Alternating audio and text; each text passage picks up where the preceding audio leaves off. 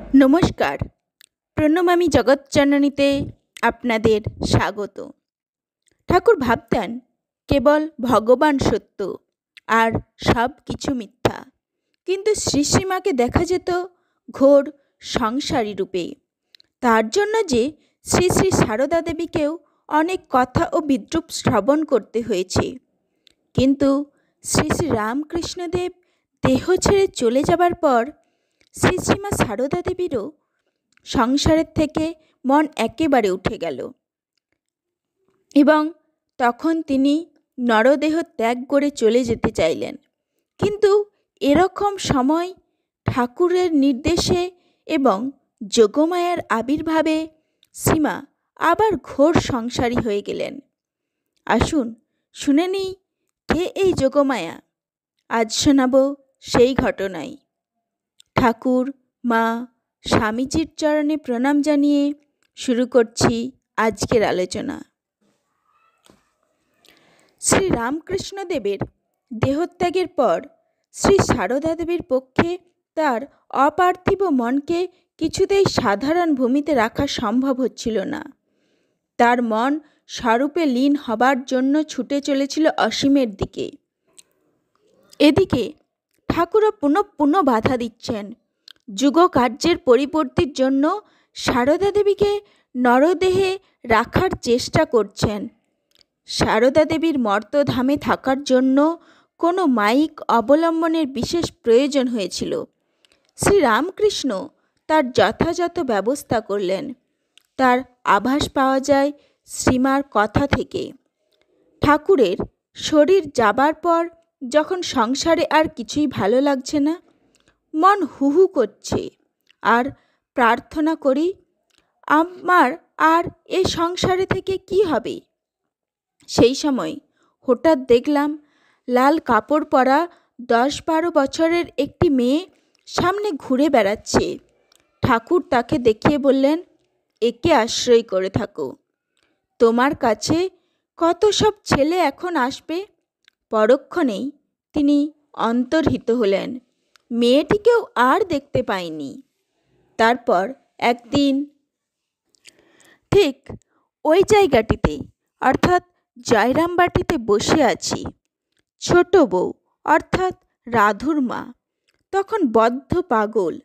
কতকগুলো কাঁথা বাগলে করে টানতে টানতে ওই দিকে যাচ্ছে, আর রাধু হামা দিয়ে কাঁদতে কাঁদতে চলেছে পেছনে পেছনে। তাই দেখে বুকের ভেতরটা কেমন করে উঠল। ছুটে গিয়ে রাধুকে কোলে নিলাম। মনে হলো, তাই তো, একে আমি না দেখলে কে আর দেখবে। বাবা নেই, মা ওই পাগল। এই মনে করে যেই একে কোলে তুলে নিয়েছি, অমনি ঠাকুরকে সামনে দেখলাম। তিনি বললেন, এই সেই মেয়েটি, ওকে আশ্রয় করে থাকো, এটি যোগমায়া। তারপর থেকে শ্রীমার নরদেহ ত্যাগের পূর্ব পর্যন্ত এই যোগমায়া আশ্রিত জীবনটি পূর্ণ রহস্যময়।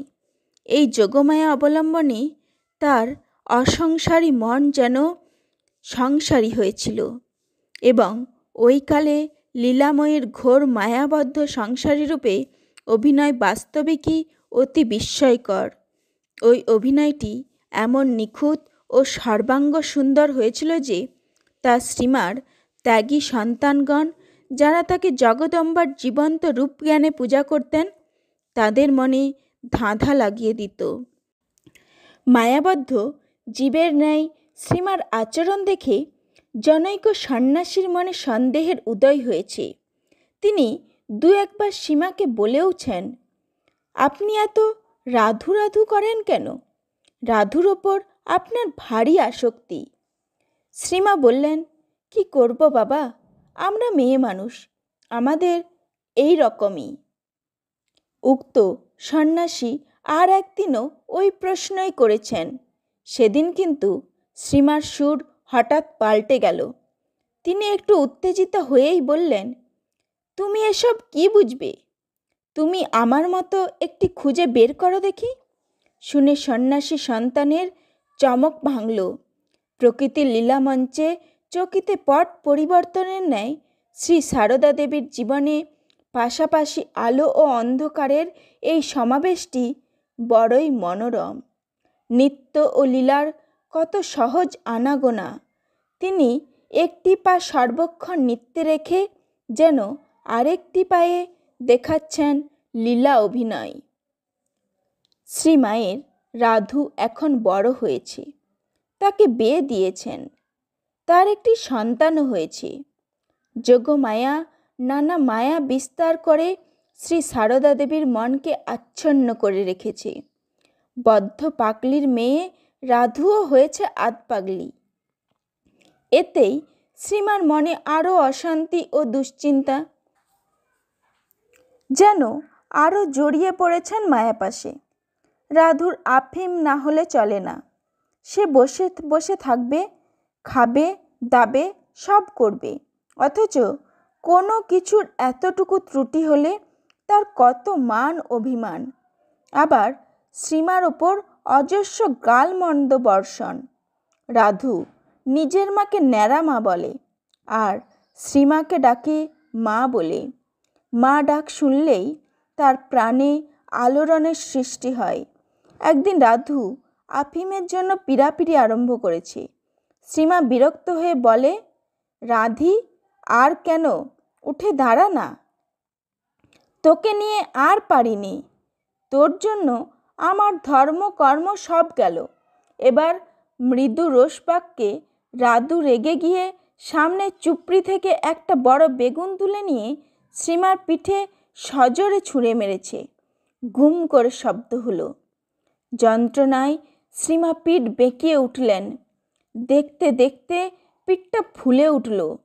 তখন শ্রীমা ঠাকুরের ছবির দিকে তাকিয়ে জোর হাতে বললেন, ঠাকুর, ওর অপরাধ নিও না, ও অবোধ।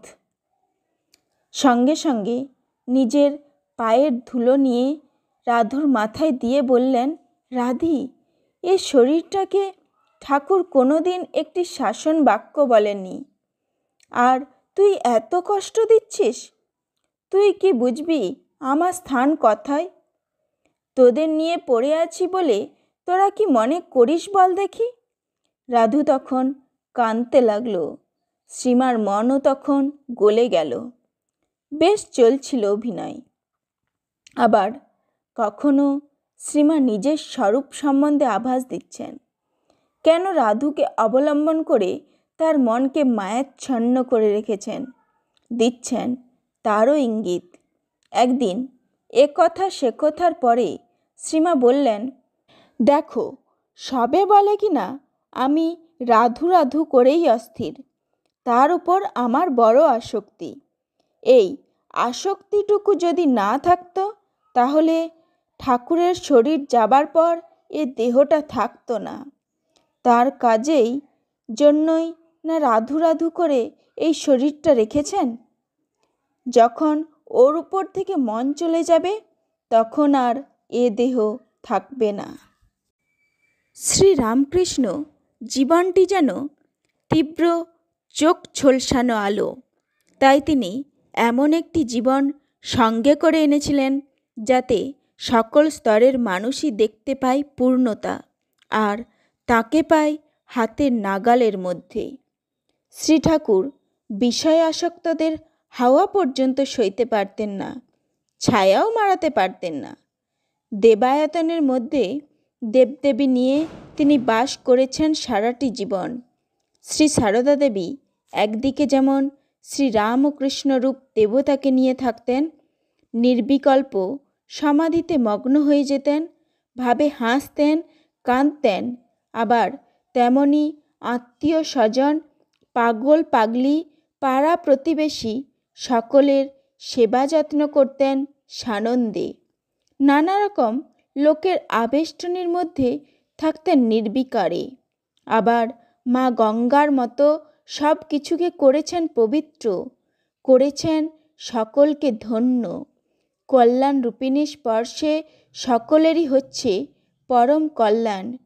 ইহলৌকিক কল্যাণ, পারলৌকিক কল্যাণ। স্বামী প্রেমানন্দের উক্তি। তোমরা দেখে এলে তো রাজ রাজেশ্বরী সাধ করে কাঙালিনী সেজে ঘর নিকুচ্ছেন, বাসন মাজছেন, চাল ঝাড়ছেন, এমনকি ভক্ত ছেলেদের এঁটো পর্যন্ত পরিষ্কার করছেন। মা জয়রামবাটিতে থেকে অত কষ্ট করেছেন গৃহীদের গার্হস্থ্য ধর্ম শেখাবার জন্য। অসীম ধৈর্য, অপরিসীম করুণা, সর্বোপরি সম্পূর্ণ অভিমান রাহিত্য। শ্রী ঠাকুর আদর্শ সন্ন্যাসী। এদিকে সন্ন্যাস ও সংসারের অপূর্ব সংমিশ্রণ সারদা দেবীর জীবনে। ঠাকুর টাকা ছুঁতে পারতেন না, হাত বেঁকে যেত। শ্রীমা টাকা মাথায় ঠেকাচ্ছেন। মা লক্ষ্মী। অর্থ যে সকল অনর্থের মূল তা তিনিও জানতেন, পাকাপাকি জানতেন ঠাকুরেরই মতো। ঠাকুরের কাছে সব মিথ্যা, জগৎই মিথ্যা। বলেছিলেন, ওরে রামলাল, যদি জানতুম জগৎটা সত্যি, তবে তোদের কামার পুকুরটাই সোনা দিয়ে মুড়ে দিয়ে যেতুম। জানি ওসব কিছু না, ভগবানই সত্যি। অথচ শ্রীমায়ের কাছে যেন সবই সত্য, এমনই ব্যবহার। দুটি জীবন যেন আপাত বিরোধী, কিন্তু পরস্পরের পরিপোষক। একটি যেন বেদ, অপরটি ভাষ্য। আর দুজনেই যেন পাশাপাশি বসে আছেন অসীমের ঘরে। অদ্বৈত জ্ঞান আঁচলে বেঁধে সংসারে কিভাবে থাকতে হয় তার জীবন্ত আদর্শ দেখিয়ে গেলেন শ্রী সারদা দেবী। জয় মা সারদা দেবীর জয়। আজ এই পর্যন্তই। নমস্কার। প্রণমামী জগৎজননীর আলোচনা আরও পেতে চাইলে এটি সাবস্ক্রাইব করে পাশে থাকা বেল নোটিফিকেশনটি অন করে রাখুন, যাতে এই ধরনের ভিডিও সবার আগে পেতে পারেন। ভালো লাগলে লাইক ও কমেন্ট করবেন, শেয়ার করবেন আপনার ঠাকুরমা স্বামীজি অনুরাগী বন্ধুবান্ধবদের ও প্রিয়জনদের। ধন্যবাদ।